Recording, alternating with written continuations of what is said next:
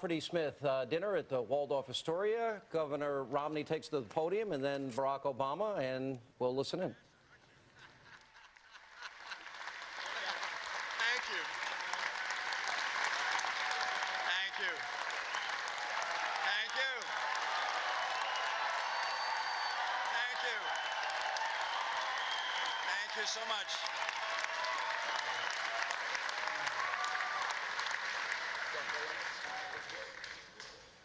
Your Eminence, Cardinal Dolan, Mr. President, Governor Cuomo, Mayor Bloomberg, Senator Schumer, Al and Ann Smith, thank you for your invitation. Thank you for your extraordinarily warm welcome. Ann and I appreciate your friendship very, very much. Thank you.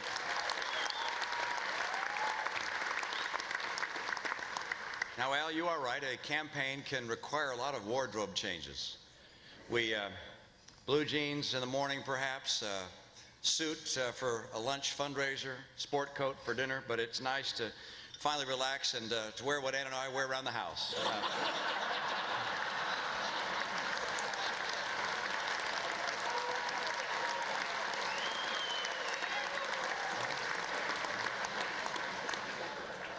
I'm glad to be able to join in this venerable tradition. Of course, I'm pleased that the President's here.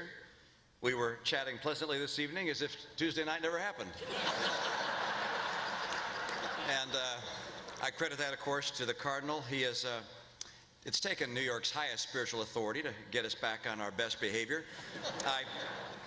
I was actually hoping the President would bring Joe Biden along this evening, because he'll laugh at anything.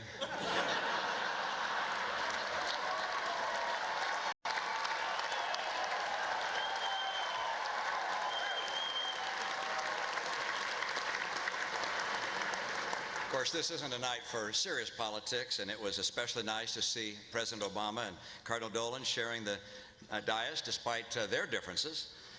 I'm sure the Cardinal has no hard feelings, and we might get an indication of that during dinner to see if the President's wine turns into water.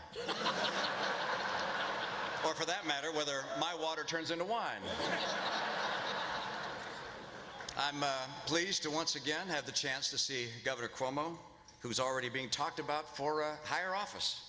A very impressive fellow, but he may be getting a little ahead of himself. I mean, let me get this straight. The man has put in one term as a governor, he has a father who happened to be a governor, and he thinks that's enough to run for president.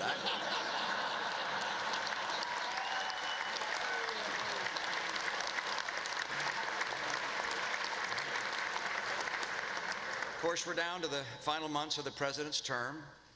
As President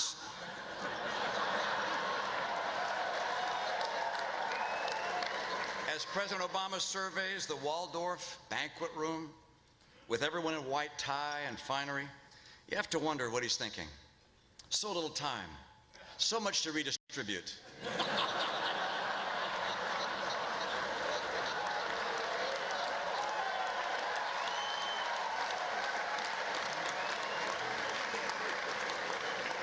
And don't be surprised if the President mentions this evening the monthly jobs report where there was a slight improvement in the numbers.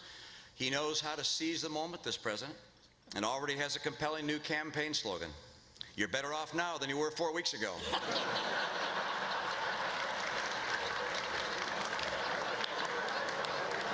You know, with or without all the dignitaries that are here, the Al Smith dinner surely lives up to its billing. Usually when I get invited to gatherings like this, it's just to be the designated driver.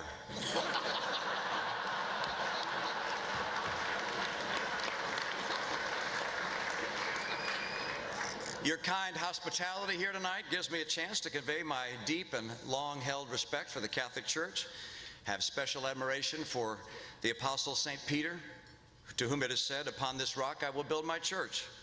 The story is all the more inspiring when you consider that he had so many skeptics and scoffers at the time who were heard to say, "If you got a church, you didn't build that."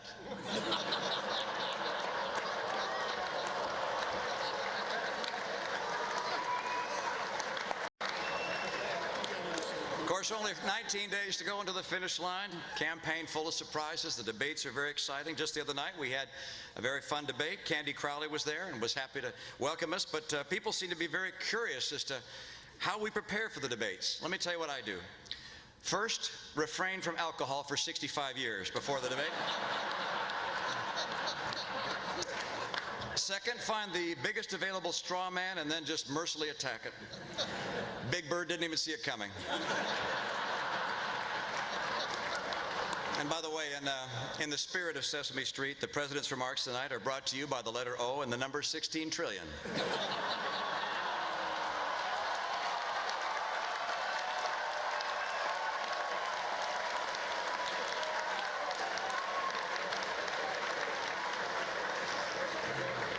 Campaigns can be grueling, exhausting. President Obama and I are each very lucky to have one person who's always in our corner, someone who we can lean on, and someone who's a comforting presence without whom we wouldn't be able to go another day. I have my beautiful wife, Ann. He has Bill Clinton.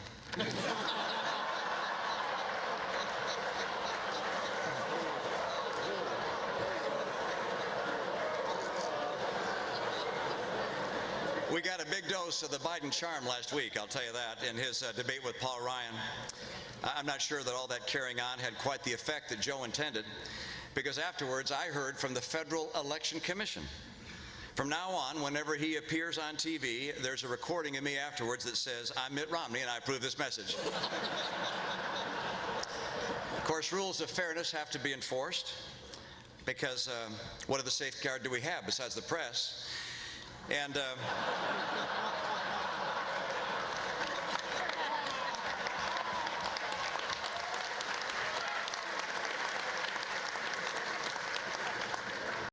now, I never suggest that the press is biased. I recognize they have their job to do, and I have my job to do. My job is to lay out a positive vision for the future of the country, and their job is to make sure no one else finds out about it.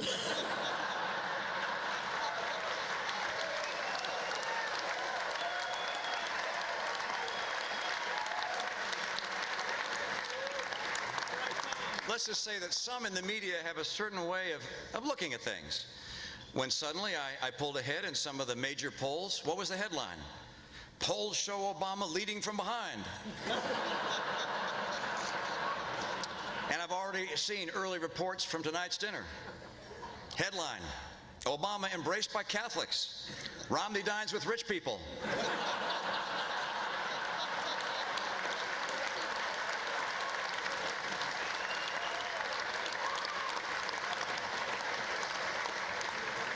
Of course, the president has put his own stamp on relations with the church.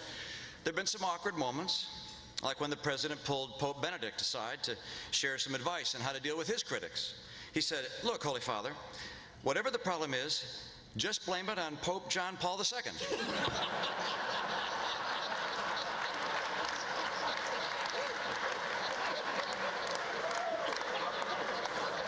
Of course, the president has found a way to take the sting out of the Obamacare mandates for the church. From now on, they're going to be in Latin.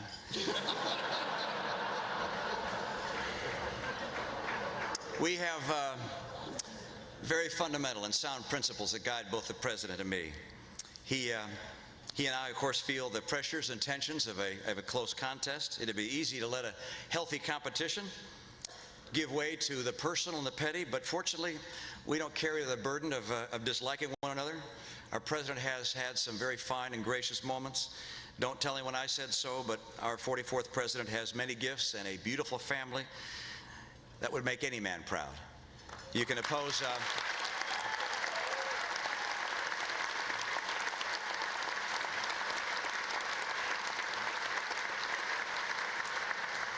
In our country, you can oppose someone in politics and make a confident case against their policies without any ill will. And that's how it is for me. There's more to life than politics. At the Al Smith Foundation and the Archdiocese of New York, you show this in the work you do, in causes that run deeper than allegiance to party or to any contest of the moment. No matter which way the political winds are blowing, what work goes on day in, day out by this organization and you. You answer with calm and willing hearts in service to the poor, in care for the sick, in defense and the rights of conscience, and in solidarity with the innocent child waiting to be born. You strive to bring God's love into every life.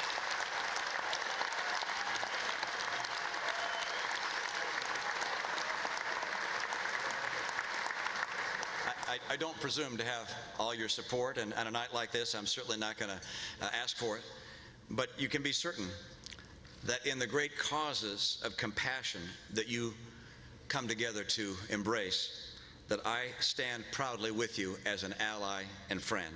God bless you all, and God bless the United States of America. Thank you.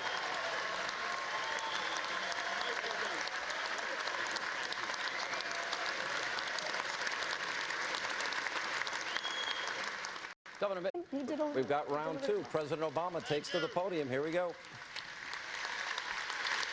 Thank you. Thank you so much. Thank you. Thank you. Everyone, please take your seats. Otherwise, Clint Eastwood will yell at them.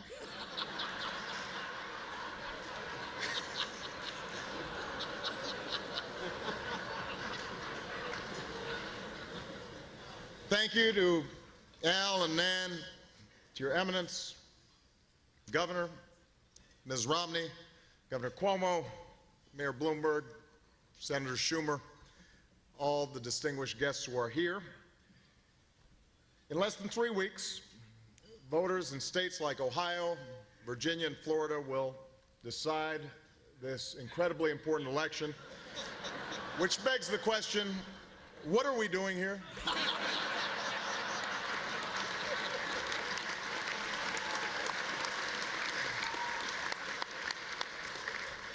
Of course, New Yorkers also have a big choice to make. You have to decide which one of us you want holding up traffic for the next 4 years. Tonight, I am here with a man whose father was a popular governor and who knows what it's like to run a major northeastern state and who could very well be president someday, and I'm hoping it is Andrew Cuomo.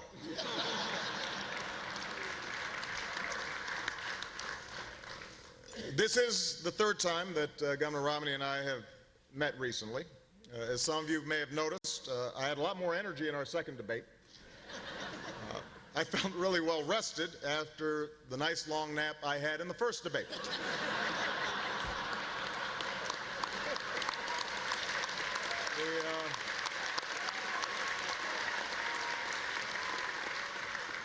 Although it turns out millions of Americans focused in on the second debate who didn't focus in on the first debate, and I happen to be one of them. I particularly want to apologize to Chris Matthews. 4 years ago, I gave him a thrill up his leg. This time around, I gave him a stroke.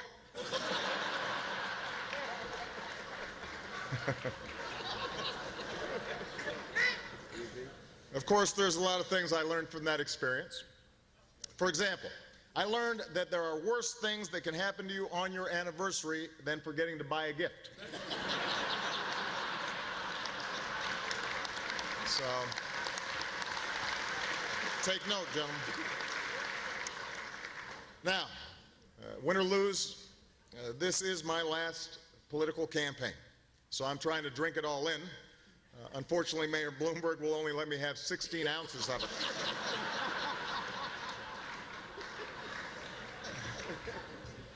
But that's okay. I'm still making the most of my time in the city.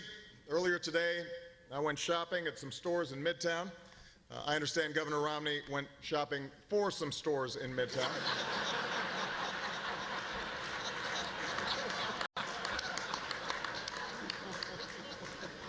And it brought back some great memories because some of you know I went to school here in New York.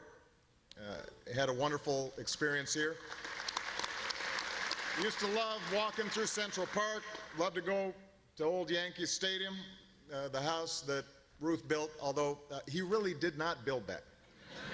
I hope everybody's aware of that.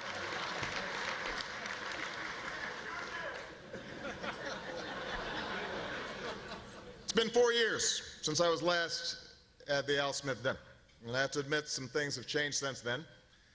I've heard some people say, Barack, you're not as young as you used to be.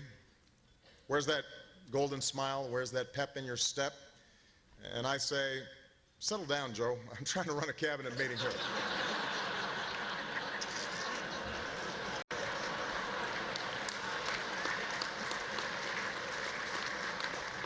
He does smile when he says it, though. Tomorrow, it's back to campaigning. I visit cities and towns across our great country, and I hear the same thing everywhere I go. Honestly, we were hoping to see Michelle.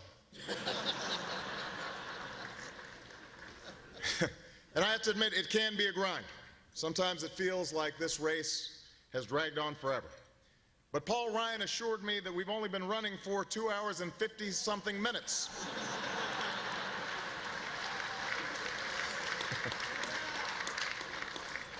Of course, the economy is on everybody's minds. The unemployment rate is at its lowest level since I took office. I don't have a joke here. I just thought it would be useful to remind everybody that the unemployment rate is at the lowest it's been since I took office. And we're getting to that time when folks are making up their minds. Just the other day, Honey Boo Boo endorsed me. So that's a big relief. Ultimately, though, tonight's not about the disagreements Governor Romney and I may have. It's what we have in common, beginning with our unusual names. Actually, Mitt is his middle name. I wish I could use my middle name.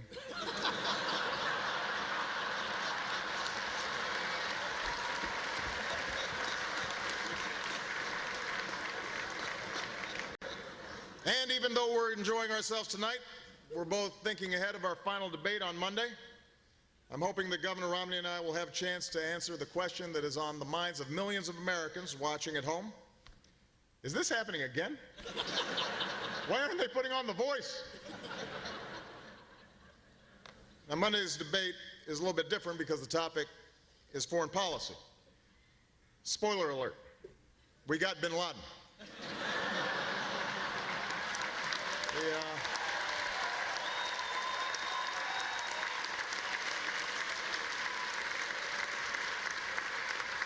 Of course, world affairs are a challenge for every candidate.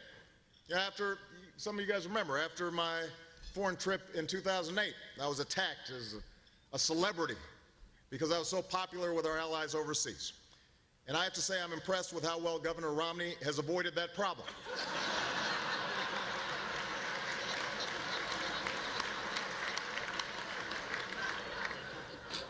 Now, just so everyone knows, in our third debate, we won't spend a whole lot of time interrupting each other. We will also interrupt the moderator just to mix things up. And finally, let me say that I've been doing some thinking, and I've decided that for our final debate, I'm going to go back to the strategy I used to prepare for the first debate. I'm just kidding. I'm trying to make Axelrod sweat a little bit. Get him a little nervous.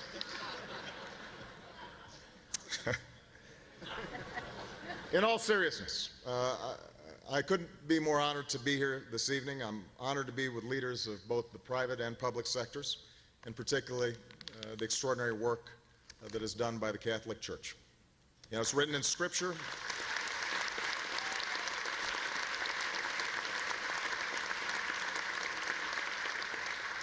It's written in Scripture that tribulation produces perseverance, and perseverance, character, and character, hope.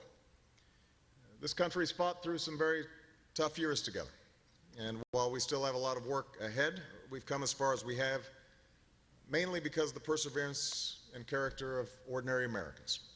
And it says something about who we are as a people that in the middle of a contentious election season, opposing candidates can share the same stage. People from both parties can come together.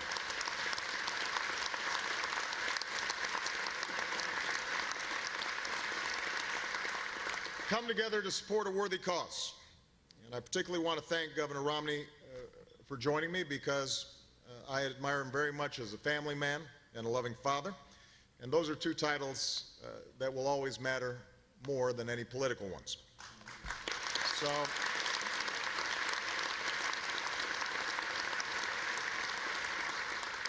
we may have different political perspectives, but I think, in fact, I'm certain that we share the hope that the next 4 years will reflect the same decency and the same willingness to come together for a higher purpose that are on display this evening. May we all, in the words of Al Smith, do our full duty as citizens. God bless you. God bless your families. And may God bless the United States of America. Thank you very much.